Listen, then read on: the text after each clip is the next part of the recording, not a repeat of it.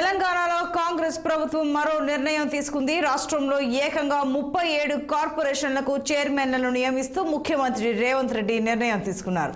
2 రోజుల క్రితం ఈ ఉత్తర్వులు జారీ చేశారు. పర్యాటక అభివృద్ధి కార్పొరేషన్ గా పటేల్ రమేష్ రెడ్డి, మహిళా కమిషన్ చైర్పర్సన్ గా నేరేళ్ల శారద నియమితులయ్యారు. పదవులు లభించిన వారికి ఏఐసిసి కార్యాలయం నుంచే ఫోన్లు చేసి సమాచారం అందించినట్లు తెలిసింది. ఒకరిద్దరు ఈ కార్పొరేషన్ చైర్మన్ పదవులను తీసుకునేందుకు సుముఖంగా లేరని తెలిసింది. ఈ విషయాన్ని తమకు సమాచారం అందించిన ఏఐసిసి పెద్దలకే తెలియజేసినట్టు సమాచారం.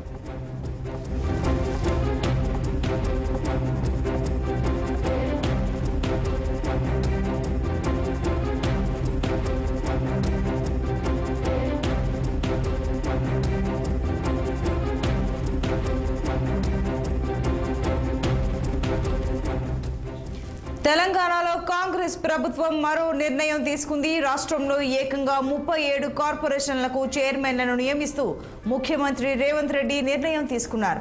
2 రోజుల క్రితం ఈ ఉత్తర్వులు జారీ చేశారు. పర్యాటక అభివృద్ధి కార్పొరేషన్ చైర్పర్సన్ గా పటేల్ రమేష్ రెడ్డి, మహిళా కమిషన్ చైర్పర్సన్ గా నేరేళ్ల శారద నియమితులయ్యారు.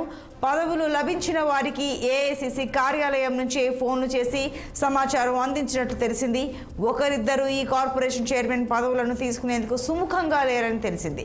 ఈ విషయాన్ని తమకు సమాచారం అందించిన ఏఐసిసి పెద్దలకే తెలియజేసినట్టు సమాచారం.